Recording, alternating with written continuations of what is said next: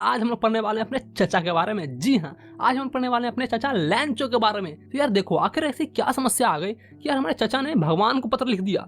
मतलब यार भगवान को लेटर लिख दिया, ऐसी क्या समस्या आ गई? इसी सब समस्या के बारे में इस वीडियो में हम लोग डिस्कस करने वाले हैं, ठीक है। और तुम्हें एक राज की बात बताऊं, भाई भगवान का वहां से लेटर का रिप्लाई भी आता है। तो ठीक है भाई लोग, तो आज हम लोग पढ़ने वाले हैं इस कहानी को जिसका नाम है ए लेटर टू गॉड। तो चलो कहानी को शुरू करते हैं, ठीक है।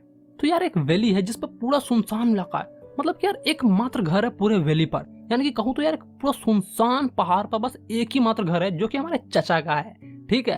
और वहां पर चचा रहते हैं और वहां से एकदम भाई सुंदर नजारा दिखता है। मतलब कि यार हरी हरी घासें, नदियां बह रही हैं भाई, उनकी फसलें दिखती हैं, कॉर्नफील्ड दिखती है। कॉर्नफील्ड मतलब यार मकई का खेत दिखता है वहां से उनका, ठीक है। मतलब कि यार एकदम सुंदर नजारा है और वहां से सब चीज तुम्हें एकदम मस्त दिखेगा। और वहीं पे हमारे चचा जो होते हैं ना, वो खड़े होते हैं, वो बहुत ही ज्यादा परेशान दिख रहे थे क्योंकि भाई बारिश नहीं हो रही थी और वो चाह रहे थे कि भाई बारिश हो जाए। बस वो परेशान होकर बस यही गा रहे थे, एक बार आजा जा जा जा जा, एक बौछार कर आजा। हाँ मुझे पता है कि यार मैं बहुत ही ज्यादा बेसुरा गा रहा हूँ। चलो तो आगे पढ़ते हैं। तो भाई बस चचा बस यही सोच रहे थे आसमान की तरफ देख कि बस एक बार बारिश हो जाती ना तो भाई मेरी फसल जो है ना एकदम बम बम हो जाता, एकदम मतलब मस्त हो जाता मेरा फसल इस बार तो। और फिर वो नॉर्थ ईस्ट आसमान की तरफ देखते हैं और प्रिडिक्ट करते हैं कि हाँ इस बार तो लग रहा है कि यार अब बारिश होने ही वाली है। फिर उनकी जो पत्नी जो घर में खाना बना रही थी, डिनर बना रही थी रात का, ठीक है, वो कहती है हाँ अगर ऊपर वाले ने चाहा तो पक्का ही हो जाएगा, ठीक है। और उनके जो बड़े बच्चे थे भाई, जो चचा के बड़े बच्चे थे, वो तो खेत में काम कर रहे थे और जो छोटे बच्चे थे ना भाई, वो घर के आजू बाजू मतलब मस्ती कर रहे थे, खेल कूद रहे थे। और फिर थोड़ी देर बाद हमारे चाची ने, यानी कि हमारे चचा की पत्नी ने कॉल किया सबको, यानी कि बुलाया, सुनते हो सबका खाना रेडी है आ जाओ।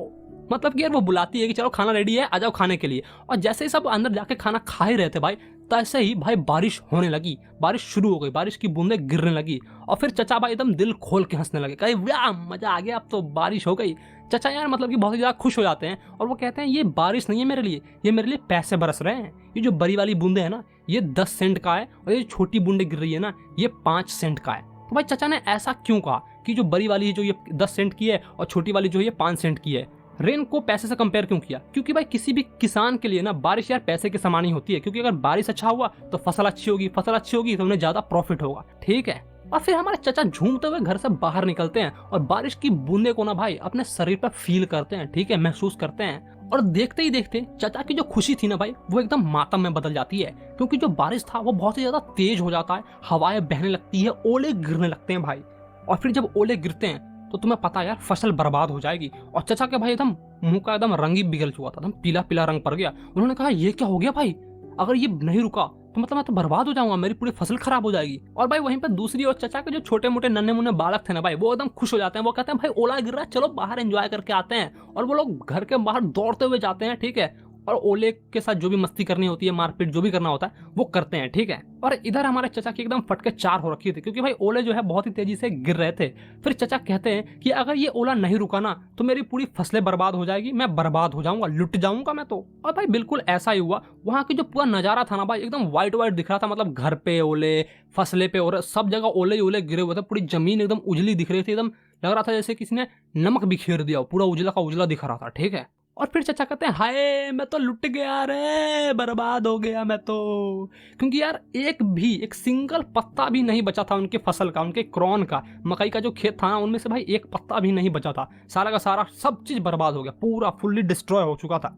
और फिर भाई उनकी आत्मा एकदम पूरी दुख हो जाती है। मतलब एकदम उनका जो आत्मा है ना वो रो रहा था, कहते हैं मैं तो बर्बाद हो गया यार, इस साल मैं भूखे मर जाऊंगा। वो अपने परिवार वालों से कहते हैं कि इस साल तो हम लोग भूखे ही मरने वाले हैं। और फिर वो कहते हैं कि इतनी तबाही तो वो कीड़ा भी नहीं मचाता जो मेरी फसल को आके खा जाता है, ठीक है। यार तुमने राम जी का घोड़ा देखा है? बिल्कुल उसी तरह का एक कीड़ा होता है जो मकई के खेत में, यानी कि मक्के के खेत में लग जाता है तो मकई को खराब कर देता है, मतलब खा जाता है, सारे फसलें को खा जाता है, ठीक है। और इसीलिए हमारे चचा कहते हैं कि जितना इस ओले ने मेरा फसल बर्बाद किया है ना, इससे कम ही करता वो कीड़ा। और फिर वो कहता है कि इस साल तो हम लोग भूखे मरने वाले हैं, क्योंकि यहाँ पर कोई भी नहीं है जो कि हमारी मदद करेगा।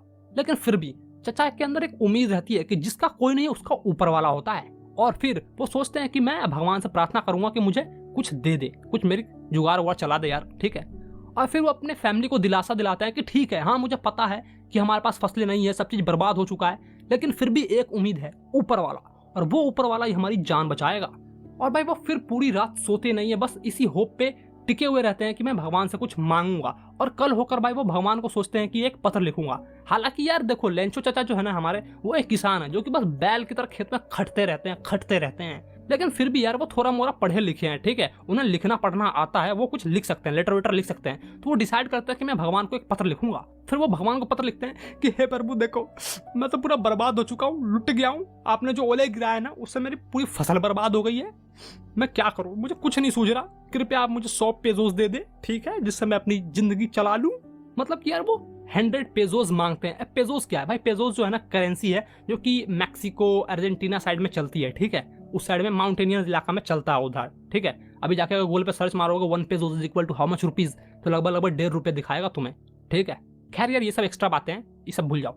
तो वो 100 पेजोस के बारे में रिक्वेस्ट करते हैं कि प्लीज आप मुझे 100 पेजोस दे दे, जिससे मैं अपना जिंदगी चला लूँ, फिर से मैं एक नई फसल बो सकूँ, ठीक है।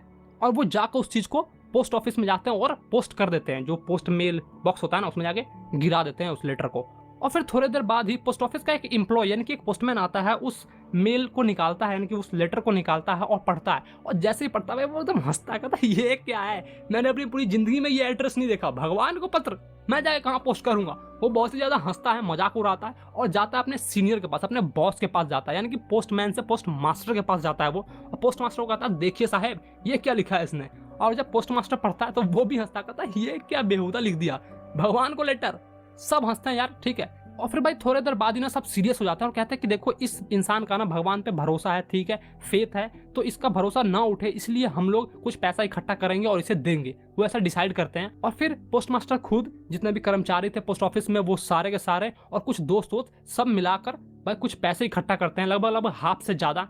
सही बताऊं तो यार 70 पेजोस इकट्ठा कर पाते हैं। 100 पेजोस उनके लिए यार नामुमकिन सा था, क्योंकि भाई उनकी भी लाइफ है यार, ठीक है। तो भाई जैसे तैसे करके वो लोग 70 पेजोस को इकट्ठा करते हैं, ठीक है, और लिफाफे में भर देते हैं और वहां पर एक गॉड का सिग्नेचर भी कर देते हैं, लिखते हैं गॉड, ठीक है, सीधा सिंपल, और उसमें डालकर मेल बॉक्स में डाल देते हैं। और अगले संडे ना भाई हमारे चाचा जो है ना वो बहुत ही जल्दी आ जाते हैं और कहते हैं क्या मेरे लिए कोई लेटर आया है भगवान का, जल्दी मुझे बताओ, प्लीज मुझे बताओ जल्दी जल्दी। तो भाई जो भी पोस्टमैन और पोस्ट मास्टर थे वो डिसाइड कर लेते हैं, ठीक है, और जाके उसे दे देते हैं, वो लेटर उसको थमा देते हैं। और हमारे चाचा जैसे उस लेटर को लेते हैं ना भाई एकदम खुश हो जाते हैं, कहते हैं वाह भगवान का लेटर आ गया, इसमें पैसे होंगे, इसमें तो पैसे होंगे।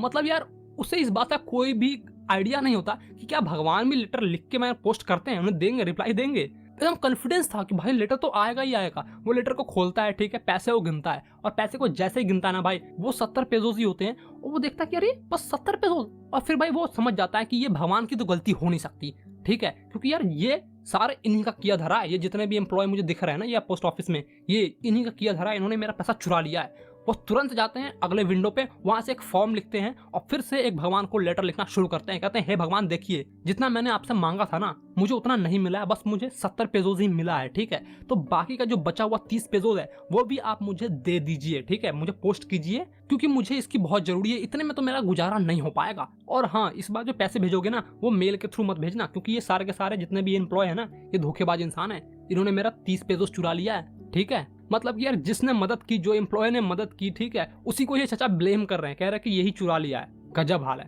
तो ठीक है यार, यहीं पे तुम्हारा आज का चैप्टर खत्म होता है। मतलब क्या चाचा ने भगवान को लेटर लिख दिया, समझ रहे हो?